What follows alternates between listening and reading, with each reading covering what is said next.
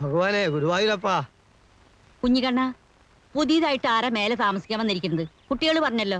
അല്ല, ഇവിടെ ഇരുമ്പുകൊണ്ടുള്ള സാധനങ്ങളൊക്കെ എവിടെയാ വെച്ചിരിക്കണേ? കത്തി, കൊടുവാള്, കട്ടപ്പാരൊക്കെ എന്തേ? അല്ല, ഒക്കെ വളരെ ഭദ്രമായിട്ട് അളമാറിലോ മറ്റോ വെച്ച് പൂട്ടണം. ഒന്നും മുറ്റത്തും പുറത്തും കണ്ടുപോകരുത്. തന്നെയല്ല, കുട്ടികൾ ഇനി മേലോട്ട് വിടണ്ട. താൻ എന്തൊക്കെയാ ഈ പറയുന്നത്? ഞാൻ പറയുന്ന അനുസരിക്കാനല്ലേ, സൂക്ഷിച്ചാ ദുഃഖിക്കണ്ട. തെളിയിച്ചു പറയടോ. തെളിച്ചു വരാൻ വിരോധം ഉണ്ടായിട്ടല്ല, ഞെട്ടരുത്. ഞാൻ എന്തിനാ ഞെട്ടണത്? താൻ പറയടോ. വക്കീലിന്റെ കൂടെ താമസിക്കാൻ വന്നോനെ ചില്ലറക്കാരനല്ല, ജയിലിൽ നിന്ന് ലീവ് എടുത്ത് വന്നോനാ, കൊലപ്പുള്ളി. എന്റെ അമ്മേ. എന്താ മുത്തശ്ശി, കൊലപ്പുള്ളി എന്ന് പറഞ്ഞാൽ കയ്യിൽ തോക്കുണ്ടാവോ? കൈ തോക്കും കാണും, കടാരും കാണും, പക്ഷെ ഒന്നും പുറത്തെടുക്കൂല്ലോ. ഇപ്പൊ ഇറങ്ങണ, എല്ലാവരും ഇപ്പൊ ഇറങ്ങണെന്ന്. ഞാൻ എന്തായാലും ഇറങ്ങാൻ തീരുമാനിച്ചിരിക്കാം. വിളിക്കണോ തന്റെ വക്കീലിനെ? പപ്പനാഭൻ ദുബായി കിടന്നുണ്ടാക്കിയ കാശ് കൊണ്ട് കെട്ടി വീടാ ഇത്. കണ്ട കൊലപ്പുള്ളികൾക്ക് വാടകയ്ക്ക് കൊടുക്കാനുള്ളതല്ല. അല്ലാന്ന് എനിക്കറിഞ്ഞൂടെ? ആ കൊലപാതകയെ ചവിട്ടി പുറത്താക്കടോ. ഒന്ന് പതുക്കെ പറ. എനിക്കൊരുത്തിരി പേടിയില്ലടോ. ഇറങ്ങി വരാൻ പറ. എന്നാ മുത്തച്ഛൻ എന്ന് പറ. ആഹാ, എടോ വക്കീലേ, വക്കീലേ, ഇറങ്ങി വാടക വിട്. അണ്ട കള്ളനെയും കൊലപാതകനെയും എന്റെ വീട്ടിൽ താമസിപ്പിക്കാൻ ഞാൻ സമ്മതിക്കില്ല. എന്റെ സ്വഭാവം നിനക്കറിയില്ല. ആ വക്കീല് കുളിക്കുക. ഇവിടെന്താ ഒരു ബഹളം? ബഹളോ? ആ എന്ത് ബഹളം? മുത്തശ്ശി ബഹളം വെച്ചതിനെ പറ്റിയാ? ഞാനാ? ആ കുഞ്ഞിക്കണ്ണൻ പറയായിരുന്നേ, മേലെ വന്നിരിക്കുന്ന ആള് കുറച്ച് പെശ കാണുന്നു. മുത്തശ്ശി താൻ പറഞ്ഞൂടോ. അപ്പൊ ഞാൻ പറഞ്ഞേ, മനുഷ്യരിൽ നല്ലതും ചീത്തയില്ലാന്ന്. മോനെ കണ്ട എന്റെ പപ്പനാവിന്റെ അതേ ചായ. എന്തെങ്കിലും ആവശ്യം ഉണ്ടെങ്കിൽ മുത്തശ്ശിയോട് ചോദിക്കണട്ടാ, മറക്കല്ലേ. തള്ളേ, കാല് വാരരുത്. എന്നെ കൊലക്ക് കൊടുക്കാനല്ലേ നിങ്ങളെ പരിപാടി? കുഞ്ഞിക്കണ്ണ, വിശ്വാസം ഞാൻ ചെയ്യരുതേ. അയാൾ നമ്മളെ കൊല്ലുമോ മുത്തശ്ശി? അറം പറ്റുന്ന വർത്താനം പറയാണ്ട് കേറി പൊടിയാത്ത് പൊടി. കുഞ്ഞിക്കണ്ണ പൊട്ടിച്ചോ? ഇല്ലല്ല, അത് സ്റ്റീലാ. നരേന്ദ്ര സാറിനോട് വന്ന് കിടന്നോളാൻ പറ. അതിപ്പം സമയാവുമ്പോ മൂപ്പര് വന്ന് കിടന്നോളൂലേ? ചെന്ന് വിളിക്കണോ?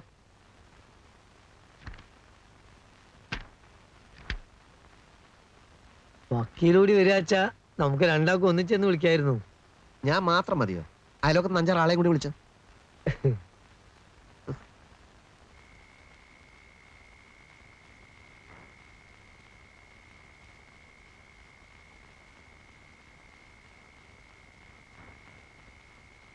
അകത്ത് വന്ന് കിടന്നോളാൻ പറഞ്ഞു.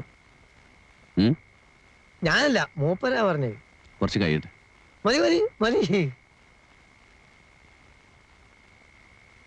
എന്താ ഉറക്കം വരുന്നില്ലേ? ഇല്ല. അകത്ത് നല്ല ചൂടാ. ഇവിടെ കുറച്ച് കാറ്റെങ്കിലും ഉണ്ട്. ഒരു AC ഫിറ്റ് ചെയ്യണം. ഫിറ്റ് ചെയ്യാം, കേസുകളൊക്കെ ഉണ്ട്. വക്കീല് നമ്മുടെ ജനുവിന്റെ വീട്ടിൽ പോകാറുണ്ടോ? ഞാനെന്തിനാ അവിടെ പോകുന്നത്? അല്ല, അവന്റെ അച്ഛനും അമ്മയും അവർക്കിപ്പോ എങ്ങനെയാ? അറിയില്ല. പാവം ജനു, അവന്റെ അനിയത്തിന്റെ കല്യാണം കഴിഞ്ഞു ആവോ. വക്കീലേ, നമുക്ക് നാളെ അവിടം വരെ ഒന്ന് പോകണം.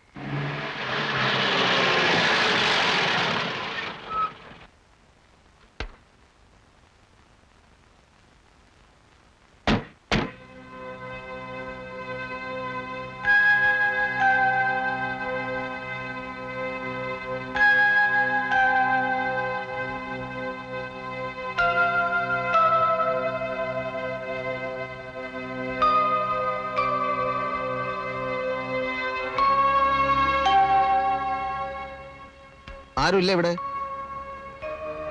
ഇവിടെ ആരുമില്ലേ?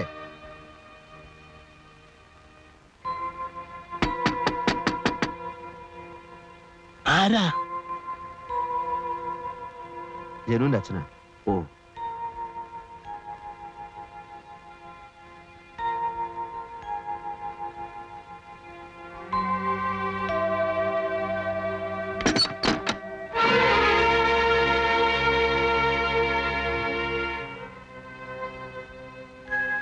വാതിൽ തുറക്ക്. വാതിൽ തുറക്കാൻ. ഞാൻ ജനുവിന്റെ ഒരു സുഹൃത്താണ്. നിങ്ങൾ ഉപദ്രവിക്കാനൊന്നും വന്നതല്ല.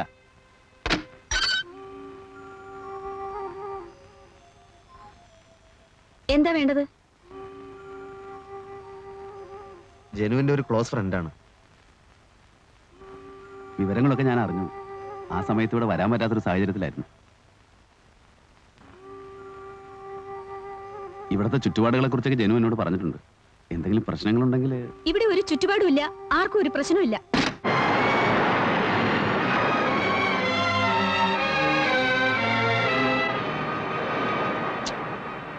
ഉണ്ടായിരുന്നു. അവർക്ക് നമ്മളോട് എന്താ വെറുപ്പുള്ളതുപോലെ. അവരുടെ അവസ്ഥ അതല്ലേ. ജനുവിന്റെ മരണം അന്വേഷിച്ചെത്തുന്ന ആദ്യത്തെ ആൾക്കാരൊന്നുമല്ലല്ലോ നമ്മൾ. അവർ മറക്കാൻ ശ്രമിക്കുന്ന കാര്യം ഓർമ്മിപ്പിക്കാൻ എത്തിയവരോടുള്ള മടുപ്പായിരിക്കാം നമ്മളോട് കാണിച്ചത്. എന്നാലും ഇങ്ങനെയൊന്നുമല്ല ഞാൻ വിചാരിച്ചത്. അവരൊരു വല്ലാത്ത സ്ഥിതിയിലായിരിക്കണം. അന്ന് ജനു മരിച്ച അവസരത്തിൽ അതൊരു ആത്മഹത്യയല്ല, ആരോ കൊന്ന ശേഷം റെയിൽവേ ട്രാക്കിൽ കൊണ്ടിട്ടതാണെന്നും പറഞ്ഞ് അവർ പോലീസിൽ പരാതി കൊടുത്തിരുന്നു. പിറ്റേന്ന് തന്നെ അത് പിൻവലിക്കുകയും ചെയ്തു. കൊന്ന ശേഷവും? അതെങ്ങനെ? അതല്ലേ ഞാൻ പറഞ്ഞത്, അവരാകെ കൺഫ്യൂഷനിലാണെന്ന്. ഏതോ ഒരു പത്രത്തിൽ അന്നങ്ങനെ ഒരു ന്യൂസ് വന്നിരുന്നു. പിന്നെ അതേപ്പറ്റിയൊന്നും കേട്ടില്ല. റെയിൽവേ ട്രാക്കിലാവുമ്പോൾ ഇല്ല, അത് ആത്മഹത്യ തന്നെ ആയിരിക്കും. അതെ, ഞാൻ പറഞ്ഞത് അവരുടെ ഒരു മാനസികാവസ്ഥയെ പറ്റിയാണ്.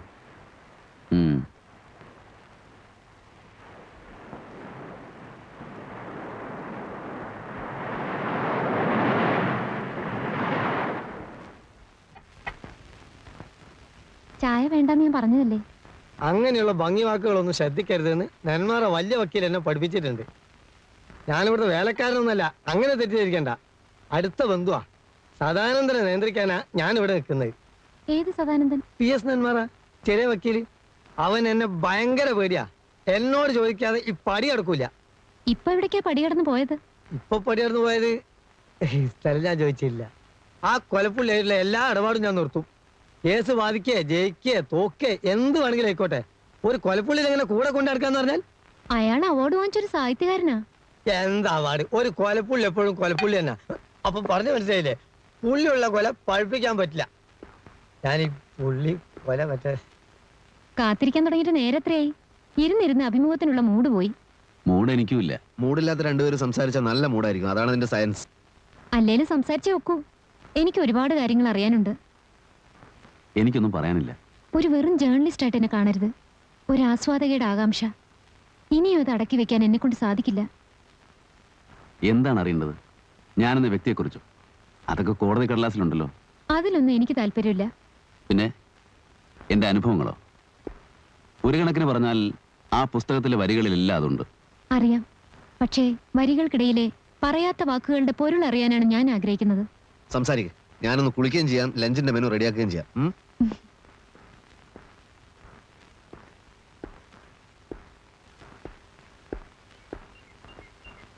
മിസ്റ്റർ നരേന്ദ്രന്റെ ചെറുപ്പം മുതലുള്ള ജീവിതത്തെപ്പറ്റി നോവലിൽ വലിയ പരാമർശമൊന്നുമില്ല.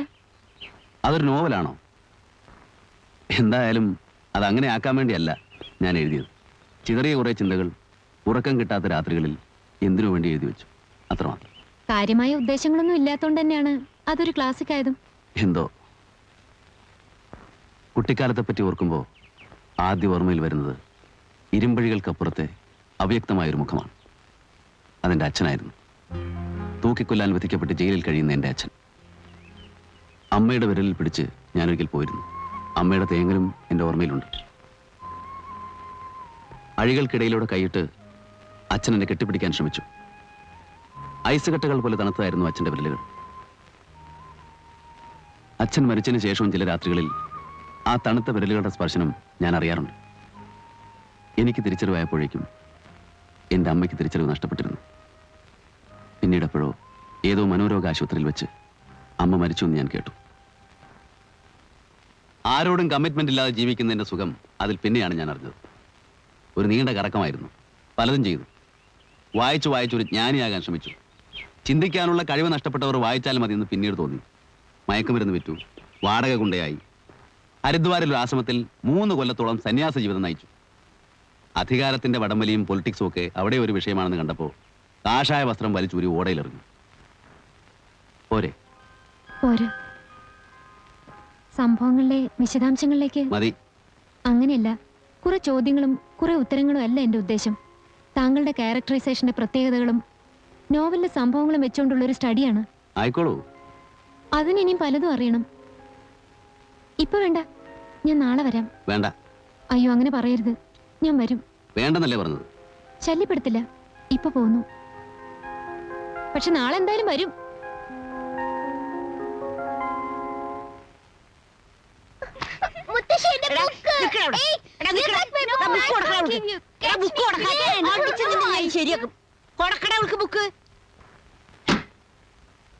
എത്ര ദിവസം കിടക്കാൻ പറ്റും? എത്ര ദിവസം കിടക്കാൻ പറ്റൂന്ന്? എന്ത് സിംഹത്തിന്റെ കൂട്ടിൽ ഒരു ആട്ടുംകുട്ടിക്ക് എത്ര ദിവസം കിടക്കാൻ പറ്റുമെന്ന്. കടിക്കോ കൊല്ലോ എന്ന് അറിഞ്ഞൂടാ. എന്നാൽ ഏത് നിമിഷത്തിലും കടിക്കും ചെയ്യാം, കൊല്ലും ചെയ്യാം. മരിക്കാതെ മരിച്ചോണ്ടിരിക്കുകയാണ് മുത്തശ്ശി ഞാൻ. ഇതാ താക്കോൽ അവര് വന്നാ കൊടുത്തേക്ക്. കുഞ്ഞിക്കണ്ണൻ പോവുക. നീ പറയുന്നത് ഒന്നും എനിക്ക് മനസ്സിലാവുന്നില്ലല്ലോ കുഞ്ഞിക്കണ്ണ. ഞാൻ കൊലപ്പുള്ളി എന്ന് വിളിച്ചത് ആ പുള്ളി കേട്ടു. ആ അത് ഞാൻ പുള്ളിക്കൊലാനാക്കി മാറ്റാൻ ശ്രമിച്ചു. ഉം. ഏറ്റില്ല. ഉച്ചക്ക് ഊണ് വിളമ്പിക്കൊണ്ടിരിക്കുമ്പോ പ്ലേറ്റിൽ നിന്ന് കണ്ണെടുത്ത് എന്നെ അടിയും കൂടി ഒരു നോട്ടം. സത്യം പറഞ്ഞാൽ ഞാൻ ദഹിച്ചു പോയി മുത്തശ്ശി. എന്നിട്ടൊന്നുമില്ല, ഞാൻ പോവാ. എനിക്ക് ഇവിടുത്തെ കാര്യങ്ങൾ വലിയ വക്കീലിനോട് ചെന്ന് പറയണം. ഞാനാണോ വലുത് അല്ല കൊലപ്പുള്ളിയാണോ വലുതെന്ന് അങ്ങോട്ട് തീരുമാനിക്കട്ടെ. നീ പോയ എനിക്ക് ധൈര്യത്തിന് ആരുമില്ലല്ലോ കുഞ്ഞിക്കണ്ണ. എനിക്കതൊന്നും നോക്കേണ്ട കാര്യമല്ല. എനിക്ക് തൽക്കാലം എന്റെ ജീവനാ വലുത്.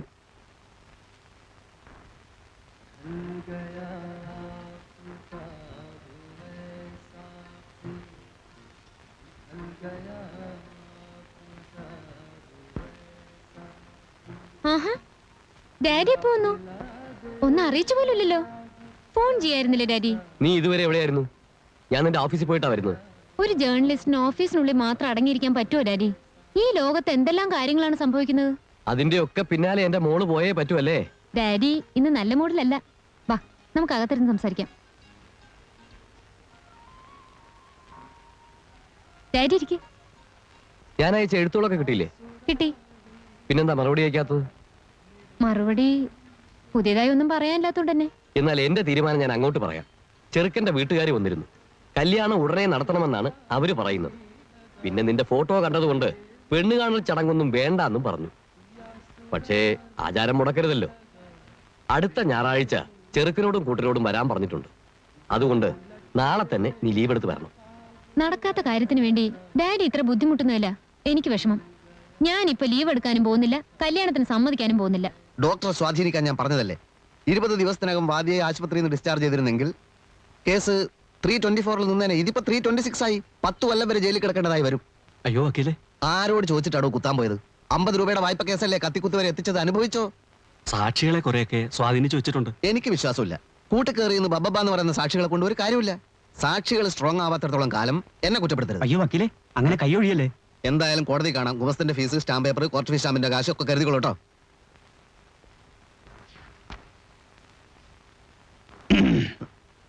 ഇതെവിടേക്കാണ്? തനിച്ച് ഇവിടെ ഇരുന്നിട്ട് എന്ത് ചെയ്യാനാ? ഞാനും വരുന്ന വക്കീലിനോട്. എവിടേക്ക്? വക്കീൽ എവിടേക്കാണോ അവിടേക്ക്. ഞാൻ കോടതിയിലേക്കാ. ആയിക്കോട്ടെ. ഞാനവിടെ ഭയങ്കര ബിസി ആയിരിക്കും. ബിസി ആയിക്കോന്നേ. പരോള് കഴിയുന്നതിന് മുമ്പ് നല്ല 2 നോവൽ എഴുതി ഫിനിഷ് ചെയ്യും. ഇവിടെ ഇരുന്നോ. ഹേയ്, ഇവിടെ ഇരുന്നാ പെൺകുട്ടി കയറി വരും. പിന്നെ താല്പര്യമില്ലാത്ത കാര്യങ്ങളെ കുറിച്ച് സംസാരിക്കേണ്ടി വരും. സംസാരിച്ചോ. ഒന്നുമില്ലെങ്കിൽ അവളൊരു പെൺകുട്ടിയല്ലേ. മാത്രമല്ല അവള് തന്റെ ഒരു ആരാധിക എല്ലാ നിലയ്ക്കും. എനിക്കൊരു താല്പര്യമില്ല. ഏതായാലും വാതിലടയ്ക്ക്, ഞാനും വരുന്നു.